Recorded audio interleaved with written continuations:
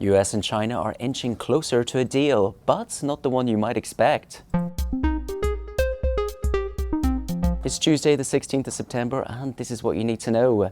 President Trump has announced plans to speak with the Chinese leader Xi Jinping this Friday. That would be the first direct conversation since June. The move follows a tentative framework reached between Chinese and US officials aimed at keeping TikTok running in the US. The details are still unclear, but Trump said that the talks could bring us closer to China and hinted at a wider trade breakthrough. But after 4 high-level summits with little progress on key sticking points, questions remain. The next trade deadline is in November, when tariffs are expected to ratchet up to even higher levels.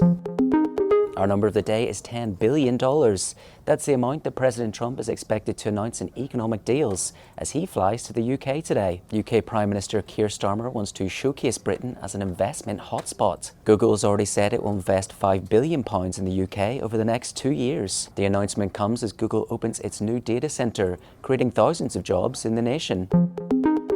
France's central bank has trimmed its economic outlook for the next 2 years, warning of downside risks from budget uncertainty. Its predictions confirm that France's economy will fall behind the euro area in the coming years. The new premier is seeking to piece together a 2026 budget, but the central bank said that there'd be no growth gains from a scaling back of the budget deficit.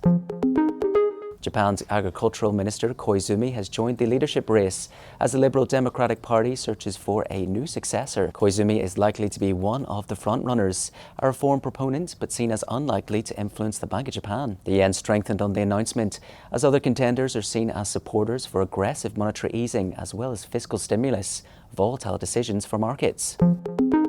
And our chart of the day is gold.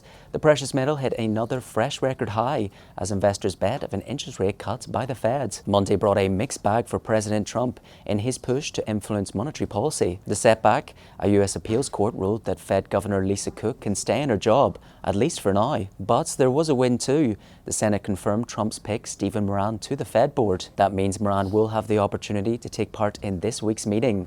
And that's what you need to know this morning.